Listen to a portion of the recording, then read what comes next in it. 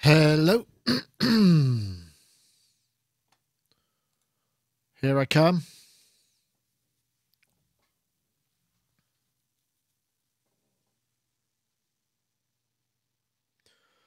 Hey. How are we doing? I want to tell you about freeze. Yeah. AV good. Okay, that's good. Oh, just hit that a little bit. Obviously on a big drive to let you all know about our freeze machines because, well, this is I want to tell you about freeze machines for Ableton Live, a series of rack instruments and also an instrument effect that's put together by DivKid for us after I was kind of really digging the whole Frozen reverb vibe, and I thought it'd be possible to put something together. This is a collection of 5 instruments that work in Ableton Live Suite, plus a live effects input which doesn't require Suite, which you can buy separately from us and enables you to freeze almost anything. So here I've got my vocal that's just come in, but I could also just as easily add a live synth input just for space. I've got a K oscillator here, so let's just add a bit of that.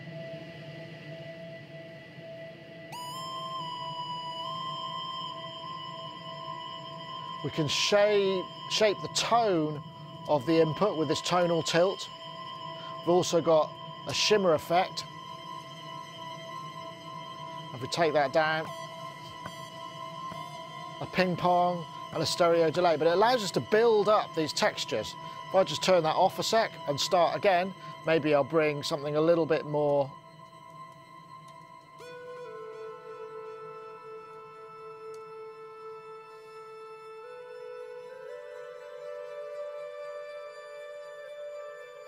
That's very nice. So let's go to one of the instruments, which is the PWM freeze, why ever not? And this one is a PWM with a sub-octave, which allows you to build up additional layers. Let's try this one.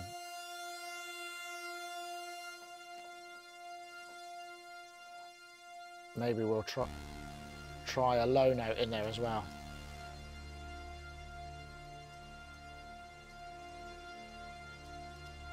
And with the tonal tilt on this guy, you can create some really nice low kind of drones. But the thing is, once you've got it in there, you can then reshape the sound and play over the top with balance of the freeze machine. I've got a little pattern here, which is basically those notes.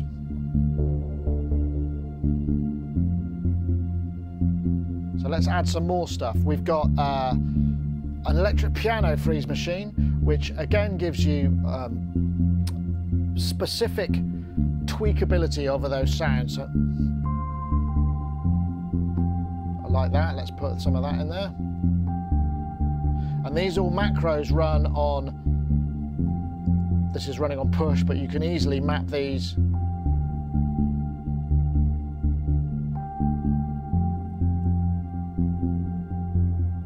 via just a MIDI controller. Yeah, we'll keep that one, turn that down a little bit. Let's try, we've also got an FM, try FM freeze. Oh, it's a bit loud. Let's take that down a bit.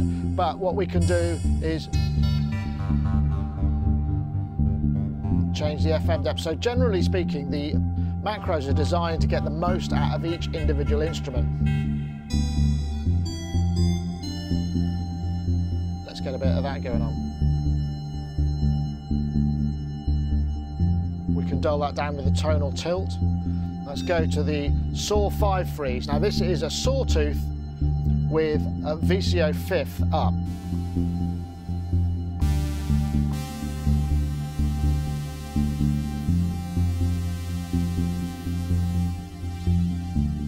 And you can hear we can create these beautiful, take the filter down a bit.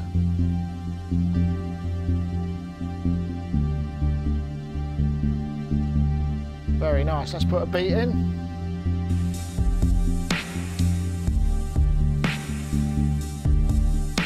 go to the additive, which is the final of the 5.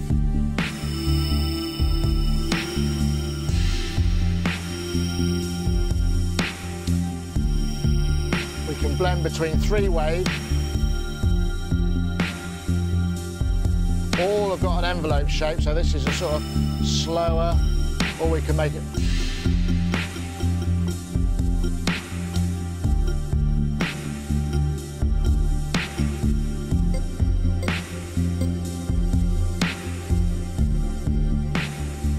And if we stop, all of this stuff is still held in the edit buffer. So what we could do is just add an audio track, and then if we wanted to actually record the output of those freeze machines, we can just select one of those as the input, and that means that we could get that recorded in an audio clip. And the thing about these is you can build up these beautiful textures, and it's great for these sort of soundscapes, and there's a little bit of chorus in there and all kind of other nifty stuff within each of the freeze machines that just allows you to build up very specific and very kind of unique and interesting patches. You could buy these directly from us, all 6 of them, which is the 5 instruments which do require Ableton Live Suite 9.6 and above, and also the effects, Freeze Effects, which is a standalone which doesn't require Suite. You can actually run that in a standard version of Ableton Live and still get some really great effects from it. They are £9.99 for all 6 of them, or you can just buy the Freeze Effects on its own separately, and the price for that will scroll below. Anyway, thank you very much for watching. I'm going to get back to some freeze fun.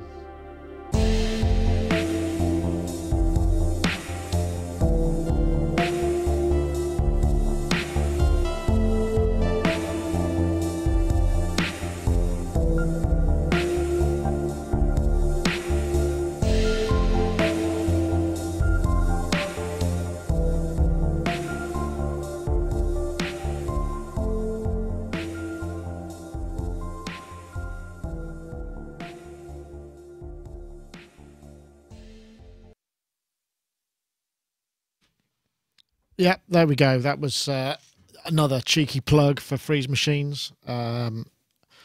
Anyway, so far response has been really good to that video, actually. It seems to have generated a lot of interest, which is marvellous. So just got to sell another 2,000 or 3,000 and then we'll be able to go on holiday. Not that we've sold 2,000 or 3,000 already, that is. That would be a pretty impressive. Thank you, Mr. Ave McCree. The bass drum on that's lovely, I think, yeah. I can't remember what it was. It was just one of the Ableton drum racks, I think. Right. It's my show. I can plug away, says Azzy Ahead. I suppose I can. Right, okay, well, today we have Jamie Liddell again, which is great. Obviously, somebody like him is a busy guy, as are many of our guests. It was nice that he's available. We've also got Gaz Williams on and Rich Hilton. I'll prove it to you. There we go, Rich, Gaz and Jamie Liddell. Which is interesting because there was a really good post that Peter Kern found from the Ableton Loop festival, which was, I think, in March, if I remember correctly, and it was Susan Rogers. It was a really interesting talk by her. She's a really fascinating person. In fact, I'll post that in the comments so you can check it out. It's about an hour long. But Jamie actually had the fortunate he also interviewed her for his series on hanging out with audiophiles. Let me see, I think it was episode 12. I know he mentioned it, but I just didn't clock it, and so it's kind of quite, there we are. She worked with Prince for 4 years, but also she's now now, what does she is? She says a neuromusician. I mean, she does study some really interesting the effects that music has on your brain and the sort of psychoacoustic properties of music. It's just, oh yeah. Anyway, excuse me. So they'll probably be coming on stream in a little short while. What else have we got going on here? Yeah, not much else. Oh yeah, got a massive curved monitor on test here. I figured I'd just do a little bit of testing for that. It's a very interesting way of working, actually. A bit weird because it's so big that it covers up my speakers, but I'm sure I can figure out a way to mount it properly. I can't say too much about it because I haven't announced that yet, but I'm going to be reviewing that when we get back from Superbooth. Superbooth is next week. We're flying out on Tuesday morning. No, Wednesday morning. We'll be on site from the afternoon, getting set up, and maybe grab a video or two on Wednesday, not sure. Just checking out the network and stuff, because the thing that's really interesting about Berlin, much of Berlin is very highly connected with incredibly super fast broadband, but not what was the east. The infrastructure is not really in there as you get out of the centre. So where Superbooth is, which is the Fez, is actually quite a long way out down the Spree. It's nearly as far as Funkhaus, but it's a little bit further in, so the hotels are a bit closer, and public transport actually goes past it, whereas Funkhaus was, you know, really right at the end of the line and very difficult to get to unless you caught the boat, which after, you know, 10 hours at a show, an hour's commute back to the point where you then had to get another tram, because we stayed in Alexanderplatz, I think the first year we were there. And then last year we stayed in a place called Treptow, which is on a bridge near, I can't remember where it is, to be honest, near the Fez. And the Fez is a really interesting venue because I think what it was a kind of children's education and activity centre in the former East Berlin. This sort of 1960s, 1970s kind of big place in the middle of a sort of wooded area, parkland. And it's got all this kind of 1970s Russian space technology mock-ups. It's just a really interesting building, and obviously, you know, the kids were taken there just to sort of have a bit of a run around and a bit of fun, a bit of education, presumably, and that's where they have it. This is the second year Superbooth is there, and Superbooth is looking to be a pretty massive event this year. There's going to be a lot of new stuff being going to be shown. Wagyu says in the chat room, Behringer going to drop. Behringer going to drop a lot of. No, Behringer. Let's try there. Behringer going to drop a lot of bombs at Superbooth. I do know that there's probably going to be a bunch of stuff there. I don't know exactly what it is, but I think there might be flipping a few prototypes that, you know, they've been trailing, so that we might be able to see some of the stuff in a kind of pre-production way, which would be very interesting. Neorev has a Behringer Model D and loves it. That's good. I haven't tried the Model D yet. It was kind of one of those things because we got a first look at the Neutron, so that was kind of traded. Somebody else got a first look at the D. Maybe I'll have a look at it when I get back. I'll be honest with you. It's not the Behringer-ness of it. It's just I'm not all that excited by that sort of familiar Moog subtractive thing. The 24 dB ladder filter, it doesn't do it for me, to be honest, unless you want that kind of driven sound. As soon as you add that resonance, the bass disappears, and I find that really infuriating, whereas you don't get that with the Neutron. You get lots of bass at all times.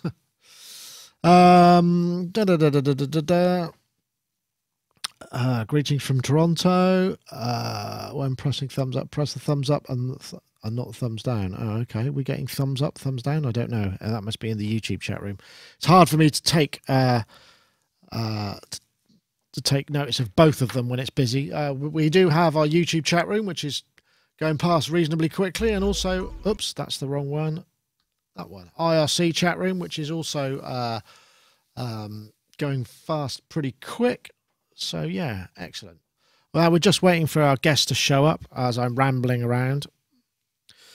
Yeah, I've still got the Neutron and I intend to hang on to it. It's interesting, actually. It's a lovely sound. The oscillators sound really good. I don't know what they've done. They've done some special stuff to it, I'm sure. And I think there was somebody used 3340s for something called a mega oscillator. I saw a link to it the other day, which just adds a little bit extra beef to it. And I think maybe that's what they've done, because the 3340 as it comes doesn't make a sine wave, as I understand. I'm not massively expert on what chips do and what chips don't, so excuse me if I'm being you know, wrong, technically wrong, but those parts of it sound great. The only thing that it's down, that I would say is a bit down about it, is does tend to distort a little bit into the filter and into the delay. So you've got to keep it clean is quite challenging. I found one way of doing it is maybe only using one oscillator or going in via some kind of a an attenuator before the oscillators get into the filter. Then you can just turn it down a little bit. Or the other thing is you tune one of the oscillators, you put it in wide, take it right up into audio rate so you can't hear it, and then just use the mix knob to drive the other oscillator into it. Ah, look who it is. It's Mr. Jamie Liddell. How are you? Hello. There you are. I'm great, yeah. How are you? Back again. Excellent. Yeah, We're so fun. pleased. Oh, good. Well, I'm so glad. I'm so glad you think that. I was just listening to your Susan Rogers interview. You know what? I feel like a real chump because I know you told me about this ages ago, and I just sort of didn't clock who she was. And then I saw another thing. I think it was Peter Kern article, and it's like, wow, actually, she's a really interesting person just outside of the yeah. And yeah. So we'll talk about that a bit later. But yeah. Yeah, but definitely. No, always a pleasure to have you. Of course, we haven't got a show next week because we're going to be in Berlin, where I'm looking. I did find a weather chart, and it's going up into the 20s, so it's going to be warm, which would be awesome. Because last my studio. Oh really? Oh no, it's not it's not at the Funk House anymore. Is it not the Funk? Oh, no, it's not. It's the Fez, which is further up the Spree. It's like a children's activity centre. From, you know, East Berlin. Oh, yeah. You were there last time, right? We were there last time. Yeah, that's right. The Funk House is great. What it was we spoke to Andreas, and the thing is, the guy who owns the Funk House is a sort of investor, and he's turning it into more like a kind of like super club venue, and he was kicking out all of the gradually kicking out all of the people who've got studios there as their leases come to an end, and turning it into a venue. I mean, and so I think it's still for hire, and you can still do it. But I think Andreas didn't feel comfortable with providing him with any more cash, seeing as he was being so sort of unfriendly to the existing creative community. When did you move out of there, Jamie? Well, me and Christian Vogel, we made the second Super Collider album in that studio, and I did various things. I did my album Multiply in that building, kind of. I did a lot of it there. I was there from 2000 to 2008. So yeah, that was my era. And the guy who owned it then, because we shot a video for Super Collider, like one of the videos we did, Messages Are Coming, was shot in the Funk House when it was kind of like this slightly abandoned feeling. Yeah. Kind of scary place. It was. All the clocks are set to midnight, you know. Oh man. Well, it's weird. You walk out of that place, and it's like being in one of those. You can imagine like a LA location. You know, really sort of Jobsworth, just not very inventive LA location manager who's been told to find a post-apocalyptic venue for some kind of, you know, cars to drive it. That's that place, and all the surrounding it, all that sort of rubble everywhere and what have you. Yeah, it's that, isn't it? It was a cool place. I must admit, it was kind of fear-inducing from time to time. You know, you as is often the case, you know, you forget to eat, and then, you know, you're a weirdo musician, and you're walking around the halls, and you're like, where am I? What has happened to my life? I'm in like a sort of Stasi kind of nightmare. Everything's the same. Which room were you in? I think it was a room called P3. And was that on the ground floor? Literally. Yep. Because we went into a couple of places. There were people who, you know, there were several. I think we might have been in Christian Vogel's. Did it have like a I can't remember, actually. I really can't remember. Did it have a live room connected to it? Yep. So was it like and was there a Foley thing there as well? Might have been that one. No. You know the big bendy corridor with the windows around it? There's a curved corridor. Was it at the one end of that? No, it was just in a sort of generic long court hall. Ah, okay. Yeah. What a crazy place, man. It's good that you've seen that, but I'm so glad that people have seen it. It's like it's so important to me. I'm forever boring people with I went to this amazing. Only this weekend, in fact, I was boring some people with pictures of the Funkhouse, saying this place is incredible, and it is. I'm so glad I was there and was able at least to experience it once. Right, we have Mr. Rich Hilton. Let's see if we got any audio from you, Rich. Good morning. Ah, we do indeed. That's marvelous. Good. Marvelous, marvelous. I don't know if you've Hello, been Rich. on the show. Have you been on the show with Jamie? Hi, Jamie. before? Nice to meet you. No, we've never met. No, Meet you that too. answers my No, question. Yeah. I've heard your voice many times, man. It's good to finally, partially meet you. That's It's right. nice to virtually meet you too, and I'm sure it'll happen in person soon enough. The dulcet tones of Rich Hilton and his CAD mic is just, it's one of the sonic signatures of the show, I think. Well, Yeah, absolutely. where's my royalty? No, I'm just kidding. I don't know. You know how long I've had this microphone? It's incredible. Where's how long mine? It's actually a vintage microphone at this point. Yeah, I suppose it is. It's nearly 30 years old. And one possibly slightly interesting aspect of this microphone is that it actually runs on an internally rechargeable battery, and that the 48 volts charges that. And they claimed at the time that this got you a faster response in the microphone electronics than feeding the 48 volts directly in. Okay. I suppose the power source is closer to the diaphragm. That might make sense, I guess. Couldn't say exactly why, but I can say that about 25 years into the life of the microphone, I had to go inside when it no longer worked and figure out why, and remembered all of this. Oh yeah, there's a battery in there, and look, it's busted. Can I get another one? And I did. Yeah. Nice. And there he is, Gaz Williams. Hello. Can you hear me? Is that You're very What's up, guys? quiet? quiet. Hello. Hey. Oh, it's nice to be back. Here we go. Is that better? Yeah, that's Better, much louder? better. That's better. Okay, brilliant. You're looking nice Okay, and groomed cool. today, Gaz. Yeah, you're, I did, you are. I got accused of being someone was A bit complaining wild. about the homeless look last week. So I thought, oh, Wow. I had a you had a bit of topiary. bit of topiary, yeah. I've very nice, I've trained the Gaz. local I've trained the local sparrows to come and they just come and they flutter down and they just yeah. So it's quite a beautiful experience actually. I can imagine that. It's like it's very Lord of the Rings, isn't it? That kind of get the birds to come and sort you out. That could be taken wrong. That could be taken completely the wrong way. Get the birds to come and sort you out. Yeah, never mind. Let's move swiftly. That's cool. On. Anyway, well, so Sorry. as you can see, we have Rich Hilton, Gaz Williams, and Jamie Liddell all together here in the one place, which means I can do the 4-shot, and we're all there together, which is awesome. So I guess what we could Rich, do. Are you not using headphones? I He's use got- an ears. Sorry. He uses in ears. Look at you. I'm using That's very Shure nice. 535s in this particular case. Ah, Are they the My backup. cochlear implant ones? These are actually generic fits. They're not specifically molded to my ears, but I do have some like that too that I use on stage. Ah, cool. I need to get man, some of I'm those going because I'm ears always for the next pictured with one. these kind of like, it just looks like kind of super long ear hairs, which I do have, but they're not actually quite this dark or quite this long. This is cable, not ear hair. That sounds like it could be a title for the show, isn't it? It's cable, not ear hair. Right, I'll just write that down in case nothing else better comes along. Yeah, no Clagnuts this Who week. wouldn't click on that? Oh, who Yeah, knows? I don't know. Clagnut business is alive and well. Yeah, it sure is. We've talked about it many times. Yeah, always good to bring that one up onto the well. Right, I think we can do a show. So let's stand by. Yay. So here we go. Hooray.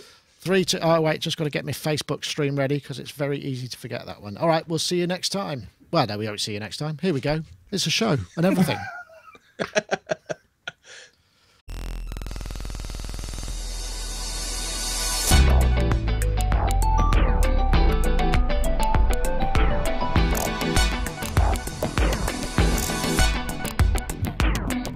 Sonic. Talk. Hello, everybody, and welcome to Sonic Talk, episode 531, I believe it is this time. Yes, I believe so. Can't think of a nomenclature that 531, a famous model of anything. It's not like a 303 or an 808. Maybe there's be something from Roland or some other manufacturer in the future which will make this episode a classic by association. But hopefully it'll be an episode that's a classic anyway. This is the podcast that's to do with music technology, the kind of infrastructure around making music, recording music, performing music, software, synthesizers, all that kind of stuff. Trade shows, anything you want to talk about, or anything we need to talk about if there's no news on the actual week. I think there's a little bit of news this week, so we should be okay. I want to say thank you very much to Isotope for providing the prize. You can win a copy of Neutron 2, which is an excellent mix processing software, set of plugins, all sorts of useful doodads and knickknacks for just getting the most out of either individual tracks or on the two bus, however you want to run it. So let's get on to our guests. Actually should just say hello to the chatties in the chat room. They're the people on the YouTube chat room. Obviously, if you want to join us, you can subscribe to the channel and you'll get a notification every time we go live, and then you can get onto the chat room there, which is the YouTube chat room. Oh, we've also got a little IRC chat room. Sonicstate.com/live is where you can find all of that. So without further ado, let's get on to introducing our guests. Let's start with Mr. Rich Hilton, who's there in Connecticut, mostly on the road with Nile Rodgers and Chic, who seem to be playing a lot of banging gigs recently. You seem to have been kind of, what did you do, Coachella? And everybody's just gone, that's the best thing I've ever seen. Well, we did Coachella, and if people said that, that would be very, very nice. We did Coachella 2 weekends, and it was wonderful, and felt great, and was just a beautiful gig. And that came at the end of about a month of touring through Australia and New Zealand and other areas of California. Wow. And now not very geographically connected, those Australia, New Zealand, and other areas of California. So yeah. Well, California, other areas besides Coachella. Yeah, sure. Okay, got you. Not tying New Zealand to California, obviously, but it was. You know what? Coming from New Zealand back to California wasn't as hard as going from New York to Australia, as far as I'm concerned. Yeah, so what's that? It's I'll 20-hour flight from New York, is it? To New Zealand? It's most of 6 to get to California, and then it's, I believe, another 15 after a short layover. So ultimately it ends up being 24 hours, and if you add in the 15, 16, whatever it is, time change, 14 now. I think it's 14 right now. But if you add in the time change, and you end up giving away a day, basically, that you get back when you sort of come back in terms when of you need to go to sleep. Wow.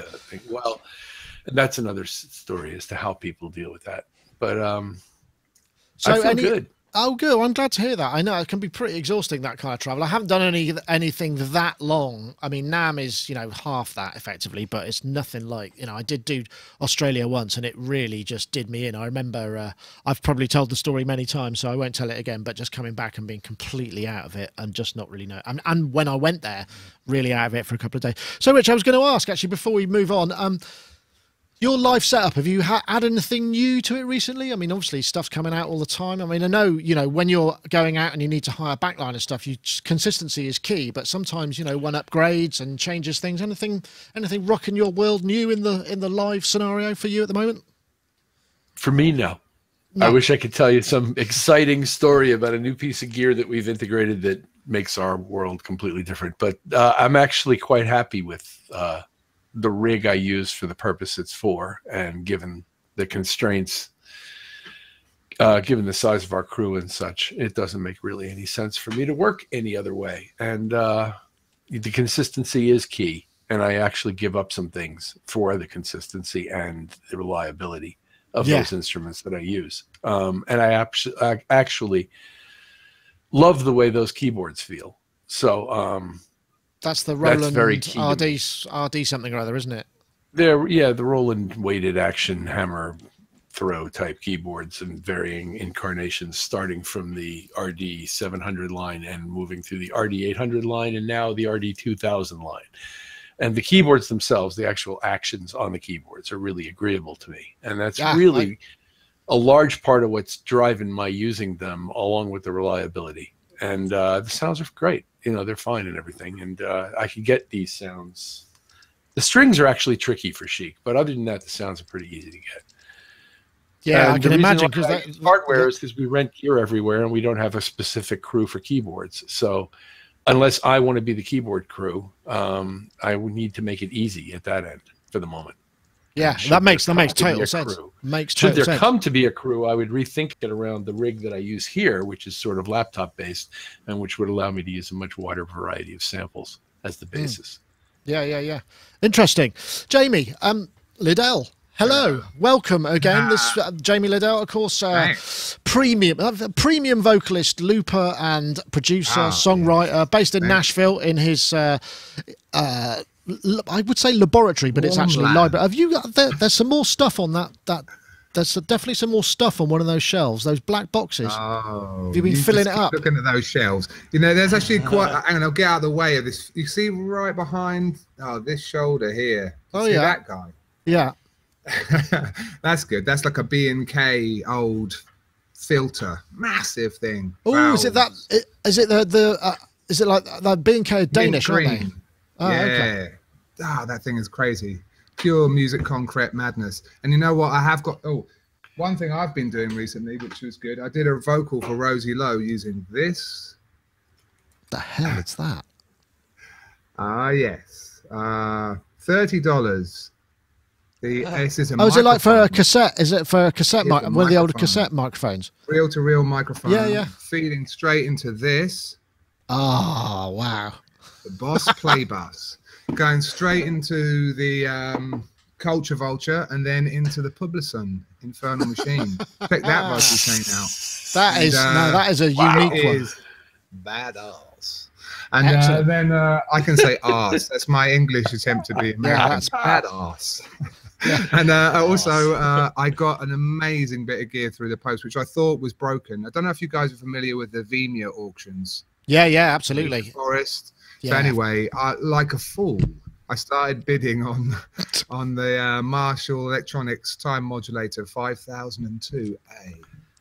I remember you saying about that, and you got it. And I won it, and it arrived, and I tried to plug it in, and it just didn't work, and I was like, oh, great. There I go. I spent so much money on the thing. Anyway, got to the bottom of it, and it works. So last night, the wife was looking at me confused, like, what is he doing? And I was modulating time. You were modulating time and space. I'm only modulating time. Don't worry. Everything's fine. So yeah, if anyone is after a box that is truly odd and amazing, and you can find one of those things and you don't pay too much money for it, then yeah, it's staggering. That box is bloody marvelous. That was Hendrik. No, did we have this conversation last week? Because Marshall Time Modulator was Ashes. Okay. That's David Bowie. Boom, boom, boom. That's that. Also, Darth Vader's voice. And Stevie used it in a few things, Songs of Key of Life. I think it might be that crazy ADT vocal effect that Stevie uses sometimes. I really hope it is. I'm sure it is, actually. And so you've got Darth Vader, David Bowie, Stevie Wonder, and that's a pretty nice little list. A bargain at any price. I'm going to be using. I'm going to make like samples. It's going to be amazing for samples. Anyway, I'm in a good mood. Excellent. I'm really pleased to hear that. Kinds of lo-fi that sounds stuff. Brilliant. Look, I've got the Infernal Machine, the Prime Time, and the Time Modulator all to my right. I mean, that's it. Those are the greatest. They're Prince machines, aren't they? The Prime Time and Infernal Machine. The greatest. Incredible. Okay, Gaz, what have you got? Come on then, it's show and tell time. I mean, you've got a fresh beard, we can see that. Gaz Williams, of course, professional bass player, musician, producer, and all those other things. And Sparrow lover, yeah, lover of birds, feathered kind. Lover of all birds. I've had it a while. It's a Vermona Retroverb. Oh yeah, which is like a spring reverb with a visible LFO and a filter. Is a spring just hanging out? That would be good. No, not on this one. Cool. No, yeah. No, but you can. There is a crash button, so you can trigger the spring by just pressing the crash button. Is there a little hand inside that just hits it? I'd like to think there is. Elf, a spring elf, but sparrow. Yeah, I'll get them sparrows doing everything for me. But the what's quite cool is that I've the LFO can be triggered by a trigger input. So I've got a trigger input coming from the BeatStep Pro into it, and so I'm taking the DRM out and just running the DRM drum through the retroverb, and then programming drum patterns, but programming patterns. So I've got I think drum voice 8, a gate coming out of the that will the BeatStep. Deal with the Firing. reverb itself. Oh, interesting. Yeah. What does the And then LFO so do? you can do so you can have Filter. the LFO either affect the VCA, so you can kind of do like kind of tremolo That's effects, nice. or the filter. Yeah. Dude, So have you guys it's just gone really to cool. Ableton? Sorry, guys. Yeah. It's a bit of a time Yeah, delay. yeah. I was just saying, like, for a similar effect, for those of you who don't have that capability but do have a spring, I highly recommend you just using LFOs in Ableton and putting your spring on an effects loop, and then just feeding the wet dry to the LFO mount, and then you've kind of got that effect. Interesting. Interesting. Amazing. Yeah, it's The effects, the Max for Live kind of modulation possibilities in Live 10 are just tip top. They've corrected a lot of those things. Sorry, guys. I just suddenly thought, man, yeah, no, it's that's good. a great it's good. idea. Yeah, it's one of them things as well. I'm just programming very, very simple beats in, putting a little bit of the probability that you can put in on the BeatStep Pro, which is really frustrating though. I have to say that the BeatStep Pro, it would be so much better if the probability could be applied to individual drum voices, because like once it starts, because it's really cool having all that probability coming in, just a single sort of just 16-step loop going round and round and round, building in the probability. Doesn't it? Haven't they just released a firmware update that does something? Did I not see that as one of the bullet points, like literally last week? Oh, there is a firmware update. Unless I missed that. Yeah, I'm not sure. I'd have to check that out. Check that out. Perhaps the chat room can do a bit of research while we do a show. You did a digitac. The workaround for it that I do though is that you can use the one of the other sequencers going out the same MIDI channel, and I maybe sort of do the kick drum pattern or something in the other sequencer. So because it's when the kick drum starts jumping around because of the probability, it can really throw the groove off. Yeah, you need it per like voice. steady. You don't say. Groove Graveyard. Groove Graveyard. I'm right making notes of all of these things. Oh, that's a good one. Groove Graveyard. Yeah, I like that. Yeah. I mean, who wouldn't click on that? But I think just to finish off, what's been nice with the retroverb, it's sort of just kind of making the retroverb like kind of part of the BeatStep Pro, part of the DRM. It feels very organically linked, and it just semi-modular. Nice. It is really, yeah. Well, I'm going to jump in with some stuff that I've got here. First of all, I've got this, which is at Music Messa. We discovered that we didn't have enough light, so this is now. Check this out. This is a awesome tiny little light that will sit on top of the camera. I don't think it's even at full brightness, so I think I can turn it up. There we go. Look. Wow, that's pretty amazing. I like that. So that arrived today. Hold on, can I turn it down? Because I'm not going to be able to see anything and no interface to be able to actually run the show anymore because I've blinded myself with it. And also, I don't know if you can see back there, there's a really massive curved monitor that Samsung got in touch with us and said, we're releasing a new curved monitor. Would you like to be the first to review it? I can't tell you what it is or any other specifications, but all other than it is absolutely massive. And I'm going to be looking curved. at it. It is curved. Well curved. It's like not just a tiny bit of curve. Yeah, it is very curved. It's very odd. It's like about this big. It's absolutely enormous. Oh my God. Which is great, Like, apart from the fact it gets in way of the speakers. Monitor. It gets in way of the speakers. Obviously, that's the problem in near field. But yeah, I'm looking forward to playing with that. I'd like to see your review. Yeah, I'll just be like this, kind of behind it, just kind of.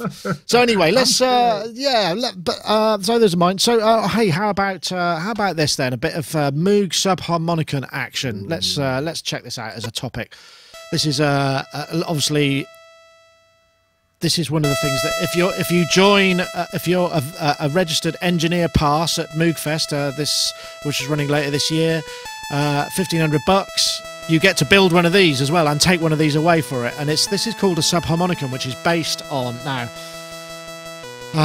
what do I remember? A Trautonium, and essentially 2 oscillators that have got divide down, so you can add multiple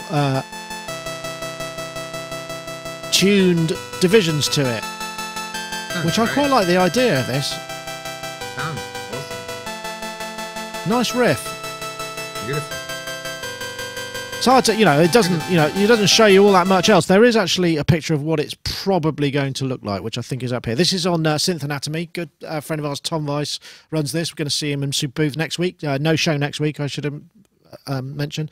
And this is the front panel, so a couple of oscillators with 2 subs per oscillator, which I believe are tunable, or I'm not entirely sure. Yes, I think because there's the mixer there. So you got basically a triad per VCO1 frequency, which looks kind of cool, and that's kind of, as we've seen with the Moogfest in the past, they release things where it's first built as a DIY build, and then they'll do a kind of limited release, and then you'll get that. And I quite like the look of this because it's not just another subtractive synth that is kind of one of those things that generally is.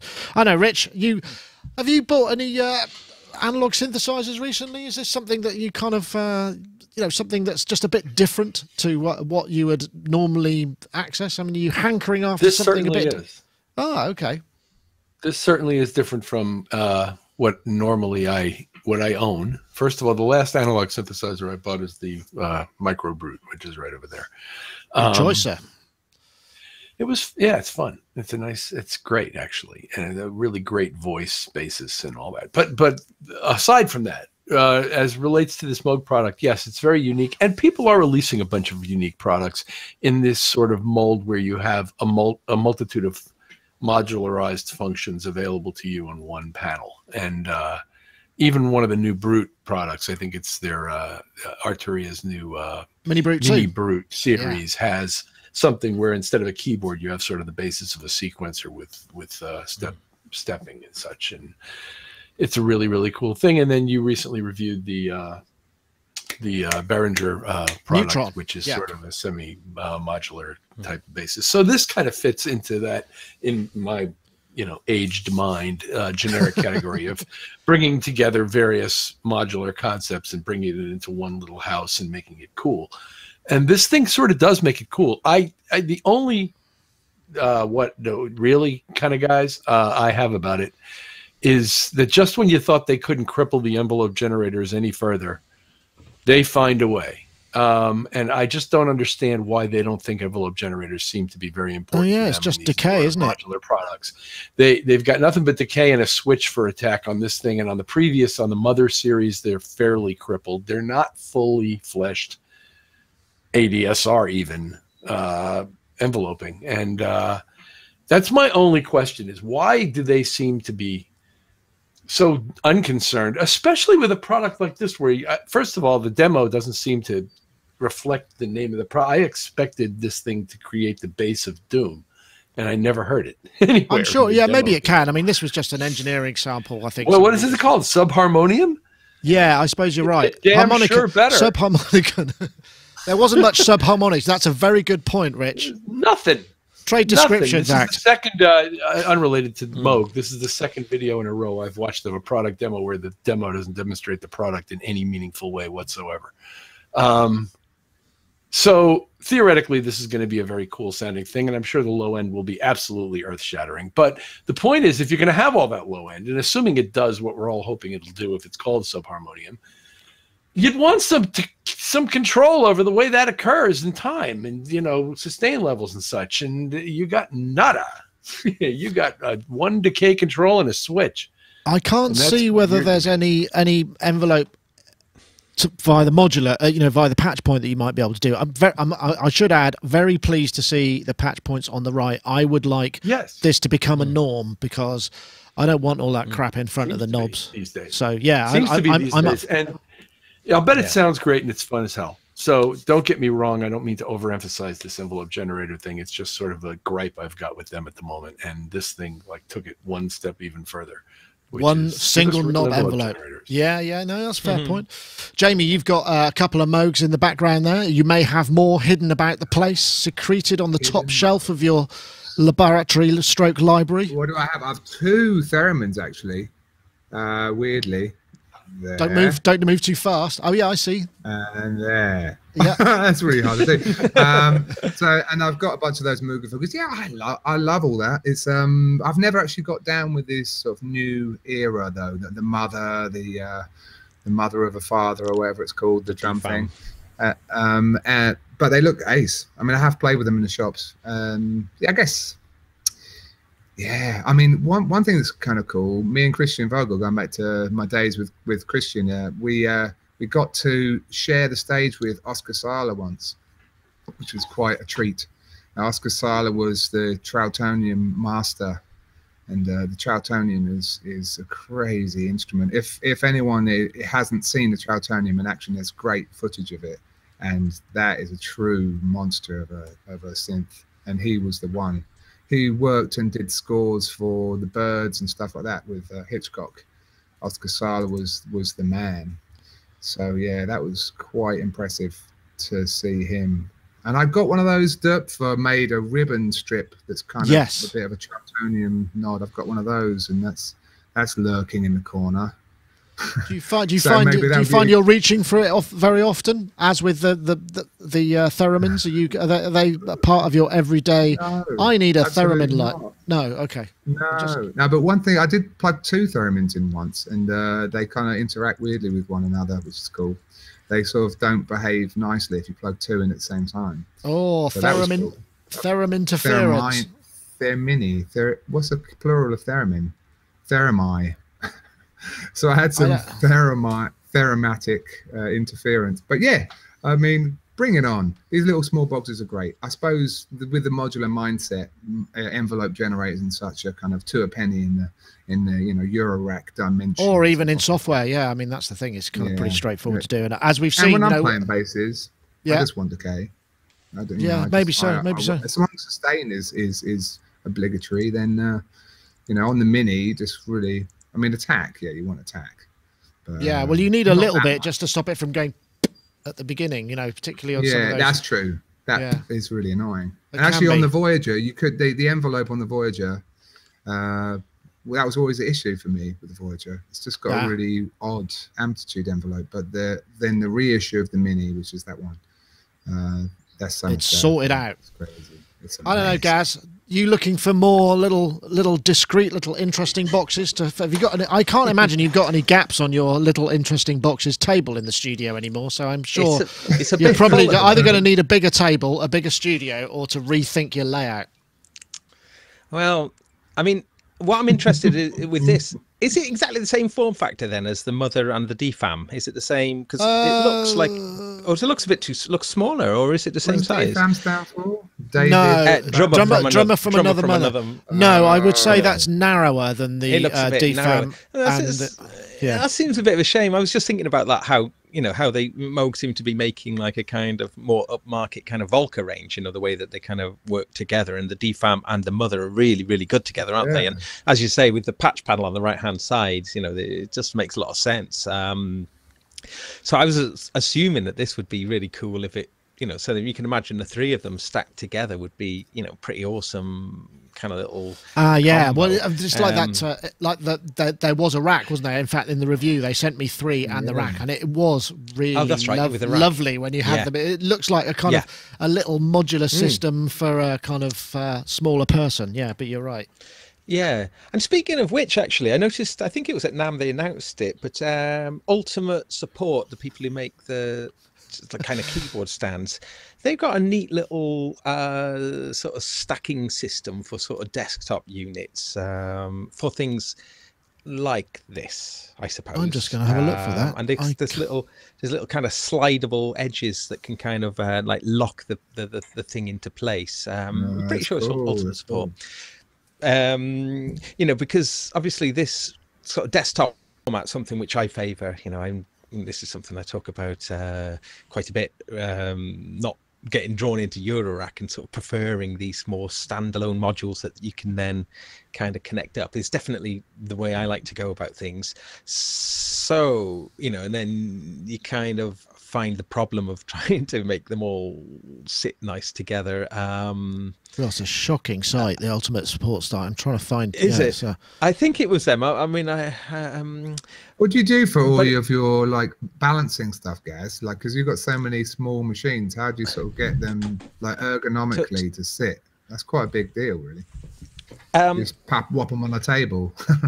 Yeah, you've got some good angles. Well, I mean, these things are brilliant. And IKEA is your friend. Yes, here we go. Oh, you got it out there. Are you kidding? £1.50. They're £1.50 each, and they're just about the right size. So things like Erebus and different things like that. So cool. And they do a bigger one as well, like that's sort of I mean, these are meant for tablets, I suppose, and then they do a bigger one which is meant for kind of laptops, but is really good for the bigger units that you might want to have on desktop. Yeah, I mean, I've got I don't think you can see behind me, but the not quite. No, and also we've covered them before. There's these. I don't think they do them anymore, but they were like shoe racks again from IKEA. I've got an IKEA quite close to me. So really shoddy stuff, all on the cheap. Really, that's me. Chipboard based. Well, actually, I did see an interesting documentary about IKEA, and where they were talking to the suppliers, and the suppliers of this sort of pressed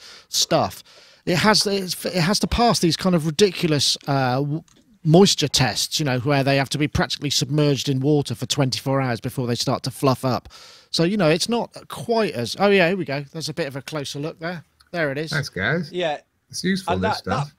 That bottom piece of wood, it's quite a cool... If you've got an IKEA nearby, there's like a little area in the car park where they chuck out all of the it's where all the wood bits. You can go and help yourself to it. Okay, I've got here's a Gaz got wood. Gaz cut his beard hanging out in the IKEA car park. There are so many titles. So far the titles are standing are it's cable not ear hair, spring elf, improbable improbability, groove graveyard, theremin interference, and Gaz got wood. They're all stellar. And we're only halfway through the show. I'll tell you what, we should probably has everybody contributed to this topic? Because I should probably do our little isotope spot if that works for everybody. Rich, I've come to you, didn't I? You were first. Yes, I think regarding the synthesizer, yes. What about the standing? Have you got any nifty tips for stands? Do you make your own? Are you that kind of guy, or do you find the just the right thing? I don't really make my own usually.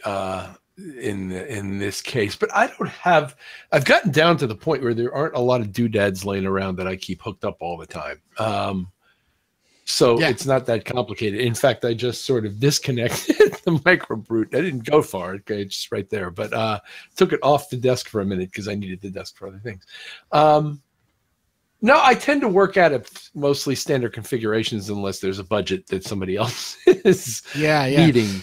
It's I know. And even then, it's generally been lately for me in studio design some form of Argosy style desk. There are other companies that make them, and they're all about equal. They're all sort of IKEA-ish ultimately when you get right down to it.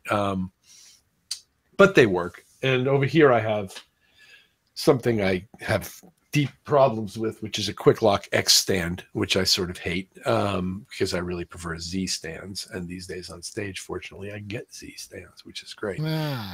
So to that extent, I'm driven ergonomically a lot in terms of how the stage keyboards present themselves to me in position and my hand position related to them. That makes a lot of sense. That reminds me actually of this process, because that as touring musicians, they get to do this. You're about to go on a big tour, you're in production rehearsals. Part of the process, if you've got a decent budget tour, is the guy will come in and design you a special kind of case for your pedals and all of your stuff, and then it arrives and the crew get to know how to put it all together, and then it sort of snaps shut, and so you've got this thing that's your setup for this particular application. And that's something, I don't know how often that happens anymore. I always remember Charlie Jones, the bass player with Goldfrapp, would always get really excited at that point, or he'd come in and go, I've had this made, look at this. Everyone would go, wow. It's kind of like ultimate luggage and technology combined in the same beautiful kind of in the paradigm. It's so we missed that. Charlie is the epitome of cool. He is the. Oh, yeah. When I was touring with David Rhodes and Jed Lynch from Peter Gabriel's band, and we were talking about going through like customs and just saying like, oh, you know, have this fantasy about being this international rock star and sort of just swanning into the airport and just like kind of, you know, but the reality is I'm huffing and puffing and taking my belt off and, you know, and just going, God, it's impossible to get through all of this kind of stuff with any dignity or with any sense of cool. And David kind of looks at Jed and goes, unless you're Charlie Jones. Charlie Jones manages to even be stylish getting through kind of, Charlie Jones can get through airport customs with his style intact, you know. So and he's got his, and not only that, he drives a Harley. You know, he's got a Harley, and he's a really nice bloke and a brilliant bass player, and he plays a Perspex and bass. His solo album is immense. If you like kind of talk and sort of kind of Tom Waits, all sorts of stuff, it's immense. It's brilliant. It's really. Oh, really look, good. I've got it here. I can play a bit. What is it? Big Hair. Is this Big one? Hair. Oh, that's a track off it. Yeah, it's so cool. Oh, quite jazzy. Yeah, he produced. It's really deep textured.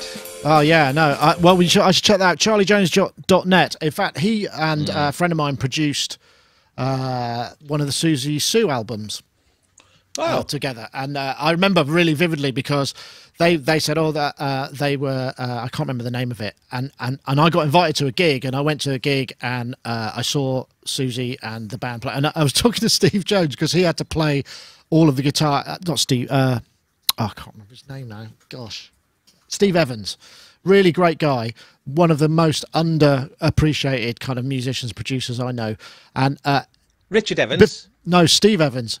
Before the gig, he was just saying, "This is so far from my comfort zone. You have no idea," because he's not a great guitarist, and he had to play all these sort of classic lines with really weird tunings and stuff. And I went backstage afterwards, and I met Susie, and she was fully Susied up, you know, the whole thing, and she was incredible. I mean, she was over 60, and she was doing the full kind of Susie show. And I went back, and it's the only time it's ever happened to me. And they said, "Oh, hi, this is Susie. This is a friend of ours, Nick." And I just went, I just could not string any words together. I was completely starstruck. Anyway, I was going to do an ad, wasn't I? Better do that.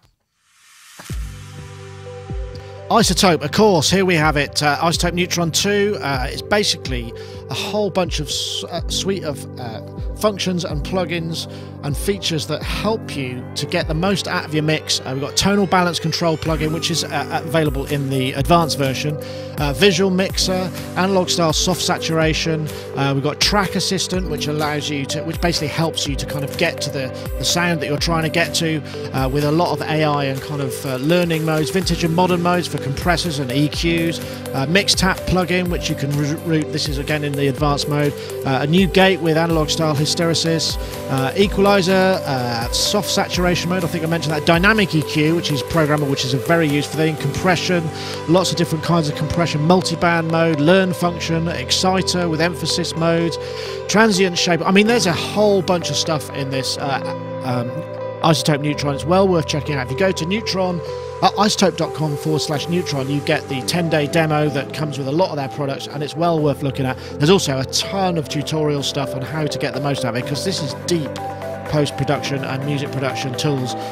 So yes, thank you very much for them for sponsoring the show. And of course, we ran a competition last week. You could win a copy of Neutron 2, and the winner we have is, now if I'm pronounced this correctly, Eriko Allegro, whose actually name is Eriko Ishii Conrad, and she's from Japan, and she posted "All hail the lovely Isotope Fairy," because as we know, the Isotope Fairy used to exist in actual true form before she moved on in her job position.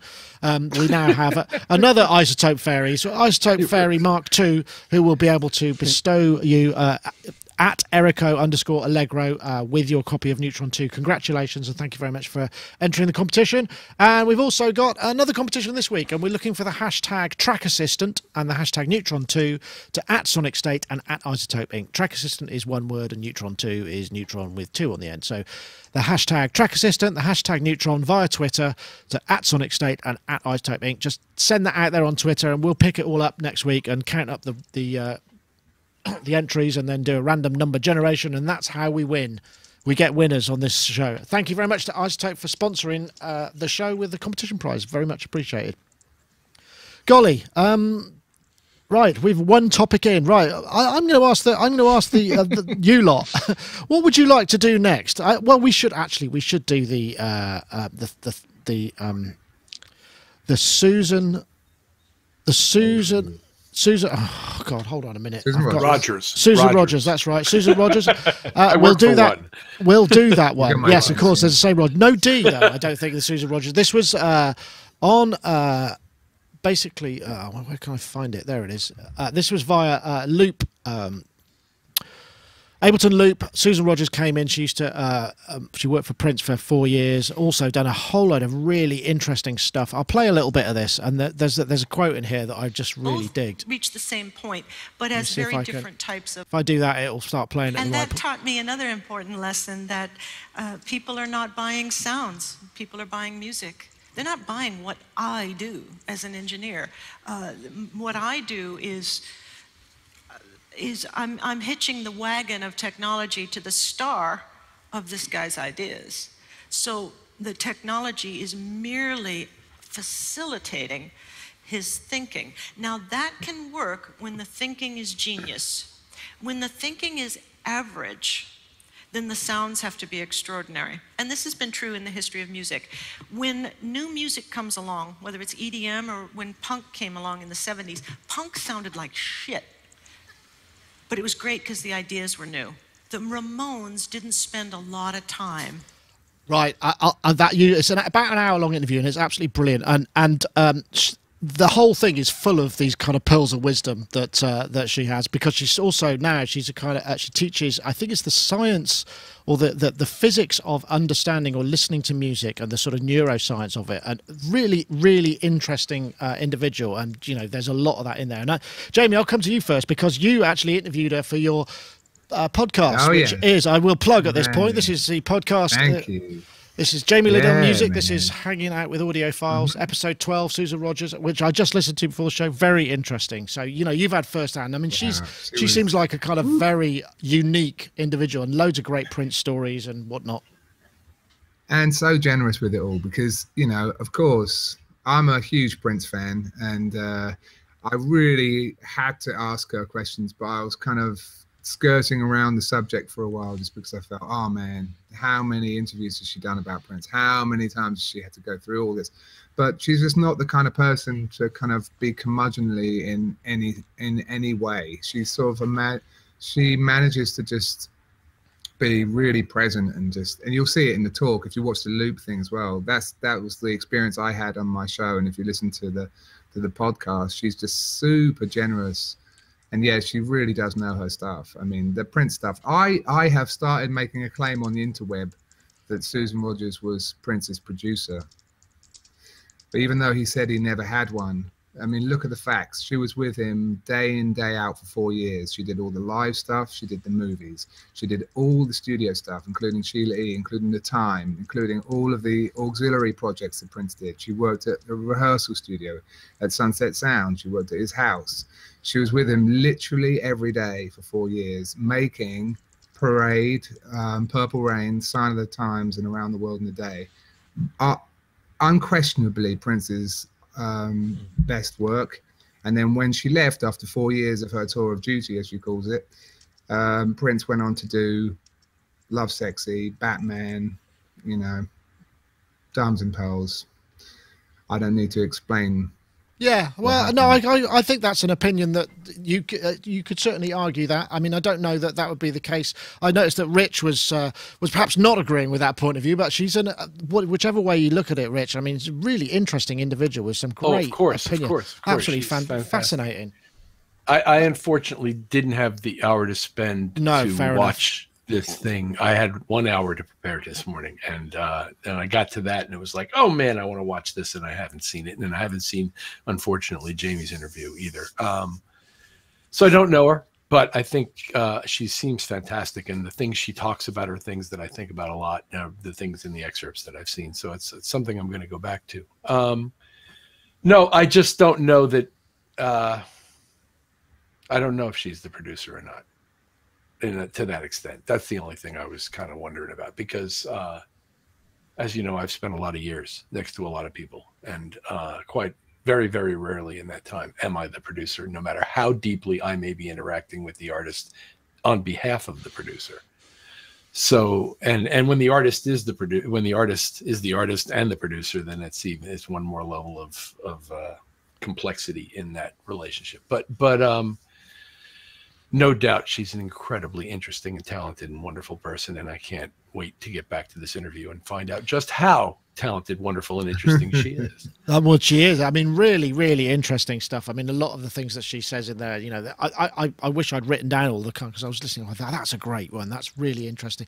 The thing that, you know, she has some very strong ideas about how music is perceived and why it, you know, the psychology of why music works. You know, why does pop music or one pop record or one artist do better than another? She's got some interesting ideas. She doesn't profess to know, you know, that have the magic formula, but she's just full of really interesting observations about that. I don't know, Gaz, did you get a chance to see any of this?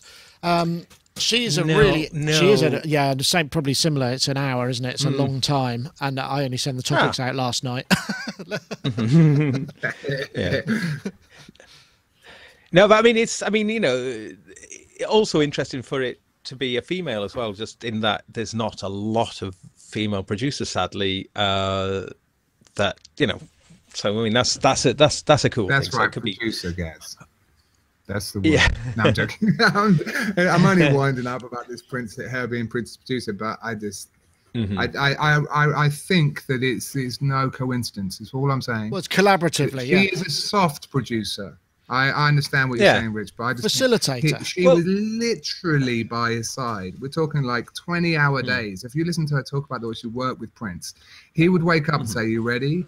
The way I asked Susan about this, because I was like, think about Prince's life. He made Purple Rain. He did a world tour. He made a feature movie, and then did the same thing again in 1986. Then he made a double album in '87. You know, the productivity, the sheer output of the man in that time is unfathomable, you know. And she said what would happen was they would do, say in the Purple Rain times, they would go into the rehearsal space. He'd come up with an idea for a song, say, "Let's go crazy." He'd run it with the band, and then they'll be like, "Okay, guys, I think we've got the bed tracks." Him and Susan would just stay up, put the vocals down, any overdubs, mix it, and it would be done. They would never look back. We're talking about each track was written, recorded, and performed and everything in a day. Yeah, well, I think, I mean, a lot of it, no, but a lot of it seemed to be almost just sort of hanging on for dear life. You know, she said many times in this, you know, that the recording process was less than ideal in many situations. It's just a question of like whatever came out was, you know, 10 out of 10, and it wasn't a question of, it was just make sure you've got it, even if it wasn't the best. And I guess, Rich, you must find that as well sometimes, that you get a situation where that you've just got to get it, you know. It's like, okay, it's not set up perfect, but something great's happening here, we've just got to have it, you know. There must be occasions when that happens. Yeah, always cede to the music, always cede to the music and the creative moment. Or, as the best advice I ever got as an engineer, it's put simply, was go out there, listen to them play, move your ear around, find the music, put a mic there. In this case, if you don't have time to move your ear around, go out there and take your best guess and put a mic there. But in the case you're describing. But yeah, I've actually worked next door to Prince for a period of months, and stood outside and listened to them work and all that, and talked to the people who are working on the session about it, and have some actual direct experience with what that workflow is like. And it's nuts. What they did was nuts. The studio's lounge was a campsite of engineers and security guys. And when I say campsite, I mean every single square inch of floor space was covered with somebody's sleeping bag. Wow. Because he would call a session for 11 o'clock in the morning. At 7 that night, he would call and say, "I'll be there in 2 hours." He'd show up at midnight. He'd work for 3 hours, say, "I'll be right back," leave, be gone for about 8 hours, come back, ready to work. He'd work 24 hours straight. So those people basically lived on the floor of the studio lounge for a period of however long it took to make this record. It was called the Gold Experience, ultimately, when it came out. And at the same time, he was having his most beautiful girl in the world competition. which I don't quite know how you do that, but he did it. And every single day, this parade of some of the most stunningly dressed female people you've ever seen in your entire life would be marching into the studio on a steady basis to interview for whatever this position was that is the most beautiful girl in the world that he had in mind. So there was that, and he walked out once when I was standing out there, and he took one look at me, who he didn't know, looked around for security people, and was like, "What the hell am I doing out here?" He was clearly uncomfortable with the fact that anybody was in the hallway that he wasn't familiar with personally. Yeah, well, there's lots of insight in that. It's well worth checking out the Loop piece, because she talks about his, Right. you know, he's very shy, and just those are the sort of choices he made. And but it's really interesting to hear somebody talk not just about Prince, but so articulately about the creative process and about the perception of music. And I just thought, you know, if you're involved in any, I think almost in any creative process, it's well worth an hour of your time if you've got it to spare. Absolutely brilliant. Also, I want to just add that he played with us at the Superdome. He came out with Chic and performed with us for one song, for part of Nice. it. So we have that interaction as well. And he's been to our show. He's been to a few of our shows in various places. And Cool. we miss him. It's very sad. I think it's 2 years now or something, and we miss him. And Crazy, it's very isn't sad. It is, yeah. It's a very sad, because I mean, somebody with that, yeah. Anyway, one of my great regrets is I never got to see him live, and I've told the story before. The closest I ever got to him was when I was involved in pop music. We went to Paris, and we were being driven around to various interviews and stuff. The driver, Guillaume, was Prince's driver before us. You know, so massive demotion for him. So, you know, the two complete idiots sitting in the back of a car, you know, but he told us loads of stories, and it was just, yeah, that's about as close as I've got to. I don't know if I've said it was the same car. Probably not. I expect he got the I got to limo. meet him once. I got to meet him with Quincy Jones at the Montreux Jazz Festival, just before I was about to go on stage. And unfortunately, it was not a great experience. I was having a Susie Sue moment of my own, doing various involuntary motions with my mouth and body. Because, yeah, and then that just led, and then Prince at the same time wouldn't make any eye contact with me. And it was a bloody awkward interchange, and he slightly dissed my outfit, and then I had to go on stage crushed by my idol. But you know, I subsequently looking back at that experience, I think it's the way it should have been. Because imagine if you'd just been normal and be like, all right, mate, yeah, have a good show tonight, like your music, yeah, off you go. You know, I just would obviously wouldn't be sort of slightly English. But just, you know, I think That would be weird. It would be slightly Cockney, yeah. Yeah, he's like, all right, mate, yeah. I mean, Stevie does that though, doesn't he? You've seen Stevie do the carpool karaoke. That is a must watch. If you haven't seen that, that's bloody ace. No, I He haven't. starts to do all his English accent. He's having a laugh with, you know, James Corden or whatever. That is bloody awesome. But yeah, Prince is yeah, you're absolutely right, Rich. We miss him. What we lost a real unique monster musician. My friend Justin Stanley had the experience of working with Prince and worked on the whole record with him, and then got called, same thing. Oh yeah, Prince is going to come and do vocals. Like, okay, cool, you know. And then he arrived next day to work, and he said, "Oh no, Prince isn't coming. He was up late working." He goes, "Oh, he did that vocal." And he goes, "No, he did all the vocals, all 13 songs, including the backing vocals last night." Wow. He just stayed in the studio and did 13 lead vocals and all the backing vocals in one night. I mean, that's the kind of madman that he was. So, loony. Yeah, it puts us all to shame, doesn't it? There's a bit like that in the Susan Rogers thing in the Loop. It's like, you know, you work with Prince and you get spoiled, and then you're in with a band who's spending a day doing a guitar solo, and you're like, what is going on? These guys, they got a record deal? What did you say? Manage your disappointment. Yeah, Yeah, that's it. yeah. It's okay, right. Well, I'm glad we covered that one, because she is. It's well worth watching. So I'm thinking, It really is. Good what's next? What's next? I'm just trying to look for. Anybody have another topic that they want to grab out of this? Let's. Oh well, I suppose we should. Where is it? I've got it somewhere here. No. Oh yeah, the Ambiverb. Did you see that? I think I can't download a video for that. Oh, that looks good. That looks great. This is the Ambiverb HD, Noisemakers Ambiverb HD, which is an ambisonic reverb which this demo is just showing raindrops, and they're putting it in various halls. And I'm listening on headphones. There's a lady singing. Wow. Okay, yeah. Let's see if I can. It kind of goes around, it spins around your head, kind of. It comes close. She's like in your ear for a minute, and then she goes off. Oh wow, that is weird.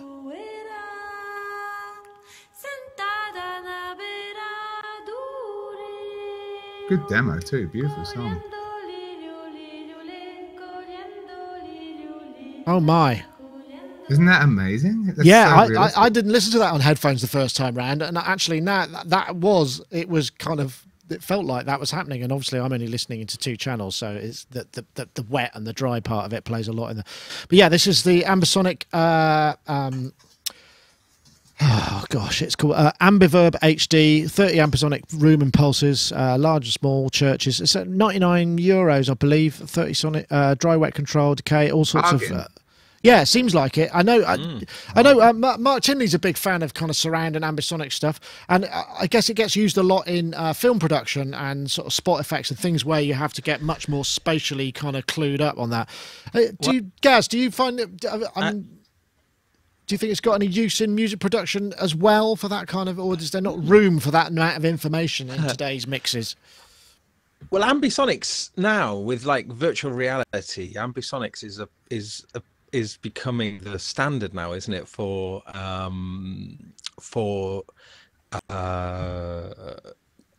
like game stuff and sound the effects, process. Yeah, and well, the whole gamut of virtual reality. So, which is really cool. Now, Underworld did a concert at Glastonbury quite a long time in an ambisonics rig. I didn't see it sadly, but I mean, I heard Carl told me all about it, and that sounded really fun. I think there are 8 speakers there, and but I mean, it's definitely worth listening to the demo with headphones on. It really is. It really is awesome. An amazing. Yeah, it does sound really good. So, does it have any use for music? Of course, definitely. I mean, it certainly sounds really good with that singing, for instance, is a great example. Just really giving a peculiar immersion into the sound. Yeah, no, I did notice that for the first time. Rather. Yeah. So, however, I mean, there is this thing, isn't there, about kind of how listening habits are. Well, so many people listen on mono rigs, don't they? Now, be it sort of things like the Amazon Echo or the Apple. Yeah, HomePod, well, that's true. You know, is it compatible? Yeah. Currently, no way of doing stereo with a HomePod. I mean, when AirPlay 2 comes out, that will improve matters there a little bit. But at the same time, what I'm saying is, though, I mean, when we're talking about music, I mean, yes, listening with headphones. What's the flipping point? Yeah, just tripping out on the underground, going bloody hell. You just feel like, it's a lot of people listening on headphones. Loads. Oh, well, I mean, there is. There absolutely is. This is but great, I mean, and plus, I think in mono it'd still be like, a good like Altiverb kind of thing. I plumped for Altiverb recently, and it's like still loads of money. And I sort of like at the back of my mind going, I could just use Max for Live convolution reverb. Will I care? And ultimately, I think I probably would have been happy just to have done that. So this seems like a good price, and like it gives you more in a way than something like Altiverb in some ways. Yeah, well, but Altiverb has got a lot more stuff. I know, Rich, convolution reverbs. I mean, A, convolution reverbs, and B, ambisonic kind of approach to reverbs. Is there sort of a place for that in what you do generally? Sure, absolutely. However, right now, I'm not as involved in convolution reverbs as I was some years ago at the appearance of Altiverb, perhaps. They're wonderful and they sound great, and I like Altiverb a lot. And this thing actually sounded really good in the demo. And the price point is amazing and kind of consistent with the post Waves garage sale sort of new pricing scheme that everybody's having to adhere to in order to compete, which is basically dropping your prices like 80%. From whatever you thought you were getting before, which is sort of what's happened to everybody. So for 100, whatever it is, euros, pounds, dollars, this thing is a lot of reverb. I didn't hear it in headphones. So the thing about the voice going behind my head didn't translate as well for me interestingly, as it has in the past when I use something like Mondo Mod, which is a Waves product. But I would listen to it on headphones and reconfirm. Yeah, no, well worth checking out. What I thought was kind of interesting as well was the very close stuff at the beginning where the raindrops, and then you got this kind of incredibly realistic, very tight, small room stuff. And that's often, you know, I mean, I'm more of the guy who would sort of just put loads of reverb on everything that lasts for ages to cover it, smudge all of the sort of nonsense that I'll noodle into, rather than these very specific spaces with specific spacing. I can see that being really useful for maybe a small beat combo, you know, that you hadn't tracked together in the same room and you wanted to kind of create the sense of a space in that they recorded in. I think that could work really nicely. Did you guys ever watch Mix with the Masters ever, that series? No, I'm not sure if I have.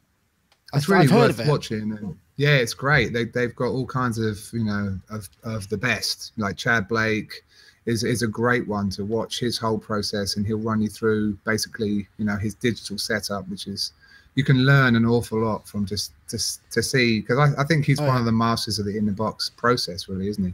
He kind of really did kind of manage to get a great sound purely in the box. I think probably before anyone else. Chad Blake.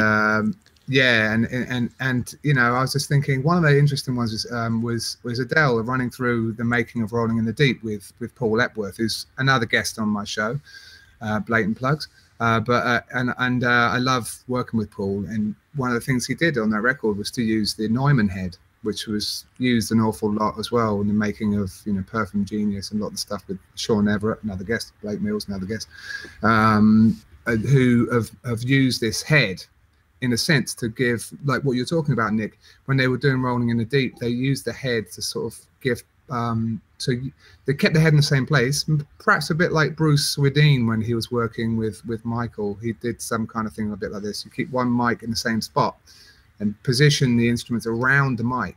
And so when you, like, basically if you're going to multi-track all the instruments separately, you can kind of preserve a sense of actual relative space in the room if you keep the ambient mic. In this case, the binaural head has a lot more information than just putting up a stereo pair, for example. Well, not more information, but different kind of information.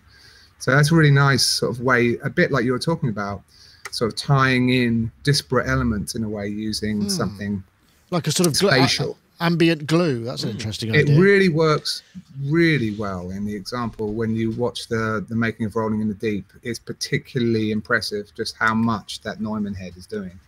It really, really does make it come together. It's genius, actually. Interesting. It's sort of like a massive learning experience for me to see. And I've bought these lavalier mics. I'm using the Sanken lavalier mic for this, and I bought them for my podcast, and I hate them. I really don't like the sound of lav mics. But someone told me recently, if you clip two lav mics onto either side of your glasses, then you've got like a binaural recording setup. Yeah, well, so are they Omni? Are they Omnis, the Sankens? They are Omni, yeah. They do sound, the Sankens are really good quality mics. They're definitely... Yeah. There were a couple of things. In fact, I'm sure we saw 3DIO. They make ears. They're like these... We saw them at NAMM, didn't we? Was it with you, Gaz? I don't know. I did the feature on it, yeah. Yeah, that's right. They're really interesting. How are they? I don't know. I haven't worn them, but they just look really funky. Rich, have you used binaural heads? Because they're all, I don't know if there are a lot of them around, but they look like crash test dummies, don't they? With a couple, but they've got microphones in the ears. Have you had the opportunity to use them in the past? Have I had the opportunity to use them? Yes, absolutely. Have I actually used them for anything that I was doing? No, but I've come close. I've listened to them for certain things, and I could see using them, and it's interested me since forever that I first saw a picture of one, and it looked like, I think it was even before we knew what a crash test dummy looked like when I first saw one of these things, because Neumann, Sennheiser, a bunch of people, especially the German school, were making these things a long time ago. Sheps, there you go. So yes, I've had the opportunity. Have I actually used it as part of my recording process? Not really. But I know Tinley, for example, will walk around the world with, like, microphones taped to his ears just because, because he's that guy. So people do. Great use of it, Yeah, actually, you can get binaural. You could get earbuds that have I got some microphones in them as well that work in the same way. Yeah. Rich, you sounded like you were about to finish that point. Sorry. No, I'm good. Sorry, good. Okay.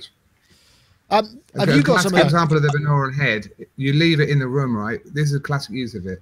If you're doing, and it happens a lot in modern studio techniques, like you've got one singer doing all the BVs, but then you do the thing of like, oh, why don't you move off the mic a little bit off axis and we'll get you a bit further off in the room. That's fine. It gives you something. But with the binaural head, you kind of literally move around the head and then you push those tracks up and something really much more impressive happens. You get like a much more, you know, immersive, you know, picture of all those backing vocals stacked, and it's quite a beautiful thing. It's another thing I saw Paul Epworth do, and it was pretty incredible what it did.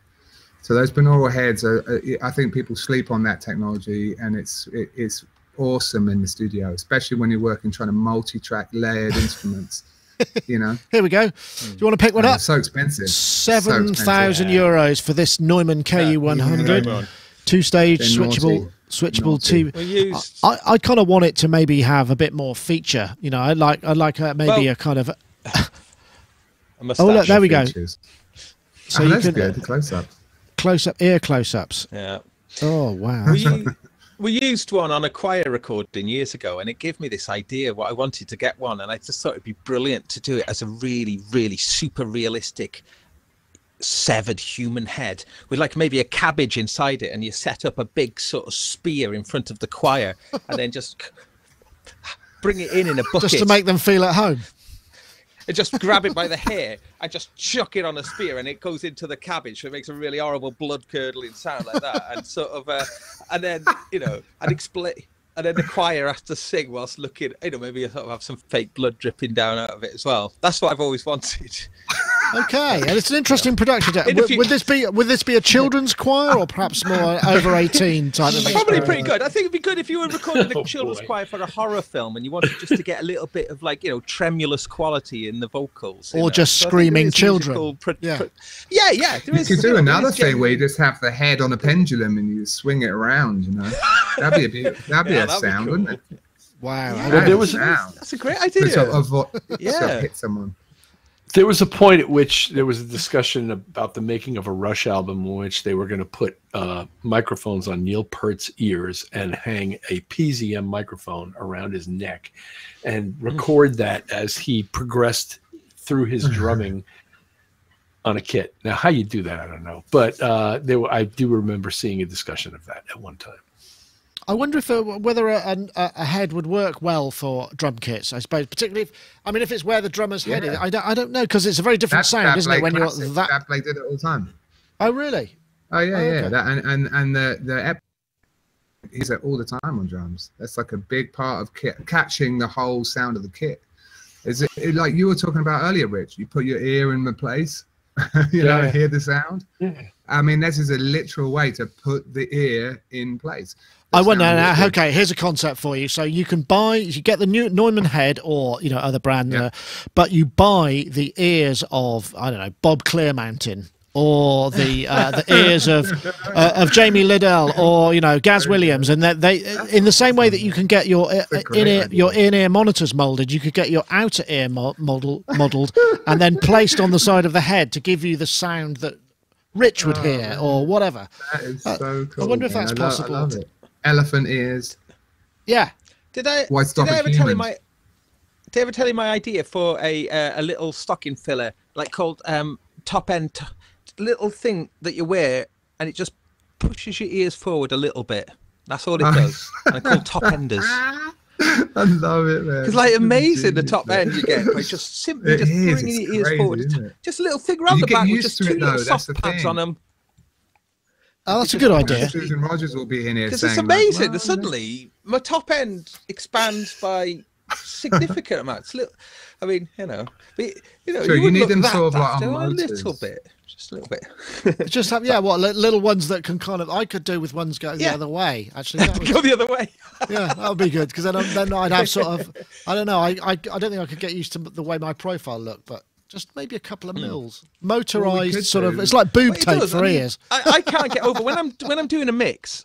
I can't get over what a difference it makes. But literally, just tiny amount, just pulling my ears forward a little bit. The top end completely changes. So if we're really dedicated, what we should do is chop our ear off, completely. Oh boy! And then just get the replacement latex ones you're talking about, so you could just Oh, pop of on other a people's ears. pair of Bob Clear mountings, then check it with a pair of. Do you know what I mean? Just Oh, that's the swappable. You can ultimate swap 'em, yeah. dedication to engineering. I want to Well, you take got- my engineering to the next. You can have like Amazing. you could have these kind of like headphones that are like you're wearing headphones. Two of you are wearing headphones that just have the ears part of it on there, and they just kind of clamp on, and you get interesting idea. I think we come up with a product there. We're on to Can't- something. Well, Rich, The you ready? Van Gogh. The Van Gogh. there is the like, psychoacoustic aspect where your brain becomes accustomed to what your ears are presenting and provides all the compensation you need to hear something properly in stereo until the ears are really damaged badly. Right, that's when you ears though, Rich. much- You switch them But I to suppose if another you pair. changed your ears, then you would hear the mix in a new end. You'd retrain your brain to hear it in a different way. So it's like switching monitors. Not tomorrow morning, you wouldn't. I actually think we might be onto something. Okay. But anyway, Well, you heard it here, folks. If we never can know. make an Ableton Live Rack instrument, so it doesn't involve actually any software development or any hardware development that did this, then yeah, maybe I can get we could get something built to join our other instruments there. Anyway, Nick. it's been a lot of fun. Can I just jump in quickly? There's a couple of music technology news pieces that I think we should mention. Oh, the what, that? Dreadbox Erebus, the Dreadbox Erebus kit. Yeah, I've got it. There it is, the little Erebus Yeah. kit, 158 Yeah. to 200 euros. You can have the. cheaper than Move, isn't it? Let's It's a see. beautiful synth. I'm absolutely so deeply in love with mine. Oh, Would you make sweet. one with that? Would you be up for building one? No, I would if I could. God, look at that with a Is that all it Tenori is, on as well. DIY? I do like the Erebus. What Yes. a glorious! Oh, it's glorious. that's- Oh, look, it looks So- like. Hold on, let's have a look. What is it? Right, so it is very, very componenty. Oh, I Before like the way they it's didn't done. show the actual, Yeah. actual construction bit. If it's just that Looks like- bit, Yeah, It's great. like boil in the bag. Yeah, excellent. Vesta TV Dreadbox. synth and it. Oh, there's too many titles here. I'm sorry, I'm going to have to stick with one of them. Folks, it's been great. Yeah, was there another story you wanted to get in there? yeah, Yeah, go on, Gav. Digitact 1.08 update Oh, for the hold Digitact, on. Electron Digitact. Oh, it's got a compressor in it. It's got a has it? compressor, like a master bus compressor. Interesting. And I'm wondering how similar that will be to the compressor in the Analog Rhythm Mark II, although I think that's a analog compressor, but 1.08. Hey guys, have you got a 1.08. Digitact? It's You need a not- Digitact. Then you can get all that crazy randomness you want. I love Yeah. it. I've borrowed the one from Sonic, and I loved it. I think it's absolutely brilliant. It's I good, do isn't it? want one. It's great. Really good. Now you can back up the samples. It actually makes it Yes, something you can. could use as a professional, which is awesome. So right, and next week Thanks, no guys. show. Next That's week, so fun. next week No no shirt. show. No show because we are at Super Booth, so we'll have a whole lot. There's a ton of stuff coming from Super Booth. There will be a lot of releases and a lot of stuff. So yeah, stay tuned for that. You can find that. Just come onto the site and it'll be trailed everywhere. We do a live blog. We do all of that normal stuff. So subscribe to the YouTube thing. And Gaz, you're going to be there as well, right? If all things go to plan, yes, that's my plan. So you will yeah. enjoy that. Can I just say one thing quickly about? So someone's mentioned something about the Erebus, saying that like $800 could build a 4-voice Erebus, because they do that thing where you Paraphonic, do yeah. the Now then, yeah. That's an interesting that's idea. awesome idea. Try, yeah, it wouldn't be a lot of fun $1,500. tuning those oscillators, but yeah. But yeah, Yeah. fair dues. Right. Probably should stop now because it's getting to that point in the day when it's the end. Jamie Liddell, thank you very much for joining us. And I Hey. thoroughly recommend that you head over to jamieliddellmusic.com and check out the podcast, which is Hanging with Audiophiles, and especially the Susan Rogers. But there's so many other great ones there as well, as he mentioned. man. You know, really do Appreciate check that it. out. So please do. Yeah. Also, Mr. Rich Hilton, thank you very much for joining us, for coming back from across the globe back to what I feel is one of your many homes, at least as far as I'm concerned. So thank you for joining us as well, Rich. It's a pleasure to have you. Where are you off next? Next, I believe, is going to be a private show in the States. And then in June, couple of shows in the States, including the Bonnaroo Festival, and then from June, July, and August, it's going to be all over the UK, Ireland, and Europe. So excellent. Well, I hope we can meet up this time. That would be really good. Me too. I'm probably somewhere within ball throwing distance of your town because I'm playing, it seems, everywhere. Excellent. I look forward to that. Aren't you? Yeah, man. Are you playing Bristol? Yeah, we're playing. We are playing in Bristol. Oh, yes. definitely. Do you know what that's August, called? I think. Do you know what it's Pardon? called? That is it. Loves. Do you know what the that Bristol one is called? Yeah. Is it the festival? One. Is it the Love Festival or something? Oh, I'm sorry. I may be mistaken about Bristol. I was confusing my English cities, and I thought Brighton because I think Steve lives in Brighton, doesn't he, or near Brighton? He does. Yeah, absolutely. Yeah, he does. Yeah. Yeah. I don't have any specific information about being close to Bristol. I am, however, going to be close to Charlbury, where our good friend is close to Ty. Well, that's pretty close to us as well. All right, cool. Yeah, I realize. So there's that, and I don't know where some of these things are. I don't know where Lytham is, and I'm going to be in Henley, which is apparently near Dave. Yeah, very near Dave. Very near Dave. Yeah. All right, brilliant. Well, we'll hook that up. But Rich, thank you very much for joining us. Absolute pleasure to have you as ever. And also, Mr. Gaz Williams, thank you for joining us as well. You'll be hopefully seeing. You might see him in front of a camera at Super Booth. If he's playing a gig, we'll probably film him talking about his setup and doing crazy stuff on stage, no doubt. So that's it for this week. Oh, sorry, go.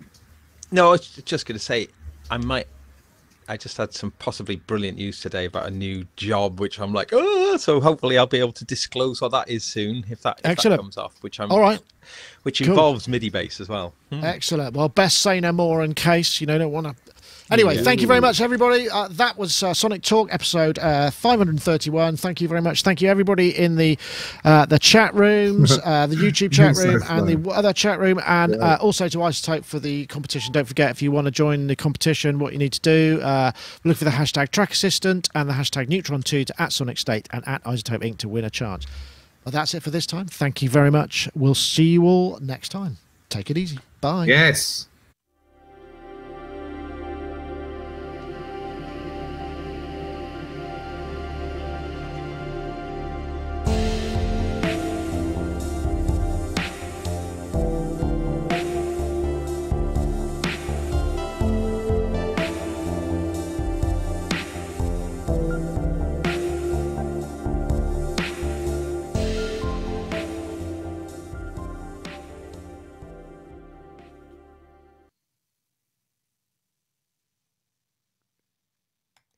I think that's the end. Facebook doesn't tell me anymore. It freezes quite often. So there we go. Let me see. Got our guys. There we switch everybody back on and we can hear them again.